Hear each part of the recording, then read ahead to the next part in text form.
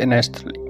ዛሬ ቶኒ ሮቢንስ እውነተኛ ስኬትን በተመለከተ ካስተማረው ትምህርት ውስጥ የተወሰደን ክፍል ይዤላችሁ ቀርቤያለሁ። ያለ እርካታ የሚገኝ ስኬት የመጨረሻው ውድቀት ነው። ስኬት የፈለጉትን ነገር ማግኘት ሲሆን፣ እርካታ ግን ለተፈጠሩለት ዓላማ መኖር ነው። እርካታና ስኬት በአንድ ጎራ የሚመደቡም አይደሉም። ሰዎች ሁል ጊዜ ደስተኛ ለመሆን ምን ያስፈልጋል ብለው ይጠይቁኛል። እኔም ሁል ጊዜ የምነግራቸው በጣም ቀላል ነው። በአንድ ቃል እድገት። እድገት ማለት ደስታ ማለት ነው። ማደግህን ከቀጠልክ ሕያው እንደሆንክ ይሰማሃል። ማደግህን ከቀጠልክ ደግሞ የምትሰጠው ብዙ ነገር ይኖርሃል።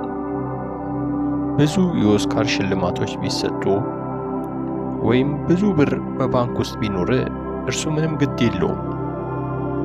ሁሉም ነገር ያላቸው ሰዎች ደውለውልኝ ያውቃሉ። ምክንያቱም ደስተኛ አይደሉም፣ ወይም በዚያ አካባቢ የሆነ ሰው ራሱን አጥፍቶ ሊሆን ይችላል። ጉዳዩ በእርግጥ የውስጥ ጨዋታ ወይም ኢነር ጌም ነው። እናም ዛሬ ለእኛ የጎደለን ይሄ ይመስለኛል።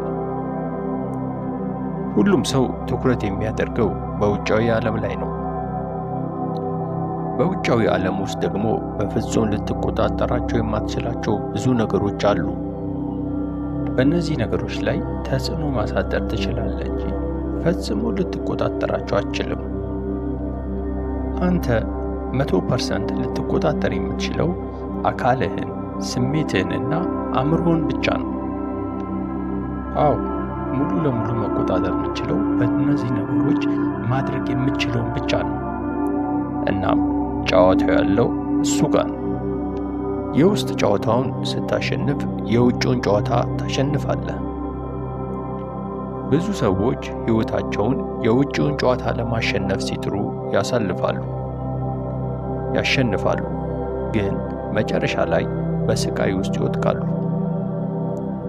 አንድ ሰው ሙሉ ሕይወትህን ቆሻሻ ነህ ሊልህ ይችላል። አንተ ግን እርሱ የነገረህን ትተህ ሕይወትህን ውጤታማ ልታደርግ ትችላለህ። ሌላ ሰው ደግሞ ቆንጆ ነህ፣ ጎበዝ ነህ፣ የዓለም ብልህ ሰው ነህ ሊልህ ይችላል። አንተ ግን ላታምነው ትችላለህ።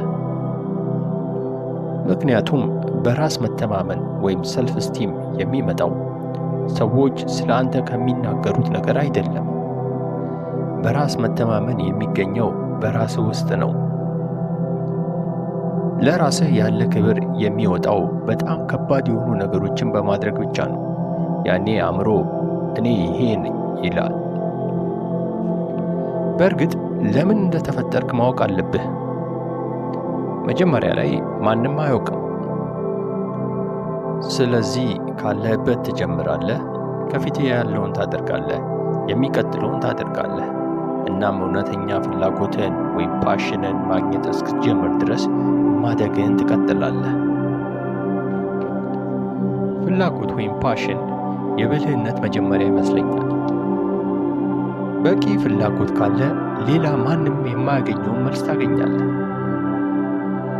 ነገር ግን አብዛኛው ሰው ነዳጁ ያልቃል፣ ይደክማሉ፣ ይሰለቻቸዋል። በአንድ ነገር ላይ ብዙ ሲቆዩ አቅልለው ማየት ይጀምራሉ። በማከብራቸው ታላላቅ መሪዎች ሁሉ ውስጥ ያየሁት አንድ የጋራ መለያ አለ። እኔ ብልህነትን በጣም አከብራለሁ። ነገር ግን በጣም ብልህ የሆኑ ሰዎች በተግባር ሲታይ ምንም ማድረግ የማይችሉበት አጋጣሚ አለ።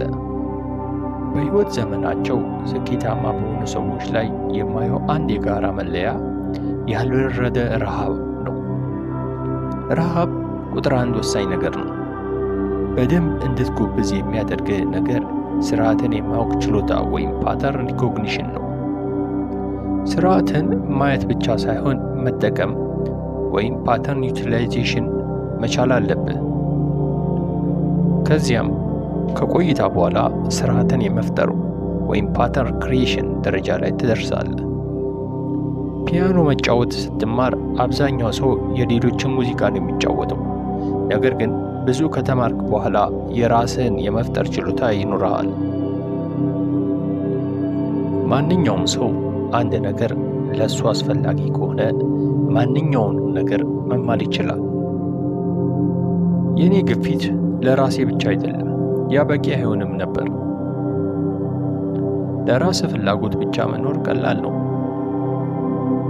ነገር ግን ከራስህ በላይ የምታስብለት ነገር ካገኘህ ልጅህ፣ ቤተሰብህ፣ ስራ፣ ተልዕኮ፣ ማህበረሰብህ ያ ነው ለኃይል፣ ለጥንካሬና ለትክክለኛ ትምህርት ሚስጥሩ። እኔ ያለ ፍላጎትና ያለ ሕያውነት ለመኖር ፈቃደኛ አይደለሁም።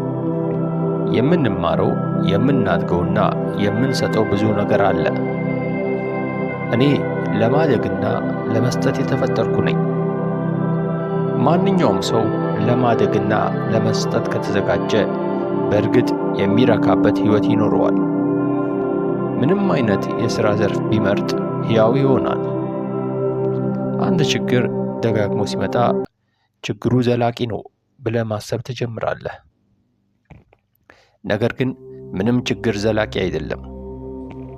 የእኔ ግብ ያንን አስተሳሰብ ሰባብሮ መውጣት ነው። ቁጭ ብለህ በማሰብ ብቻ ልታመጣው አትችልም። አካልህን ማንቀሳቀስ፣ ጉልበትህና ትኩረትህን መቀየር አለብህ። ስለ አንድ ነገር ጭንቀት ሲሰማኝ ሁል ጊዜ ለራሴ የምለው ማንነትን አስታውስ፣ ሪመምበር ሁ ዩ አር ነው።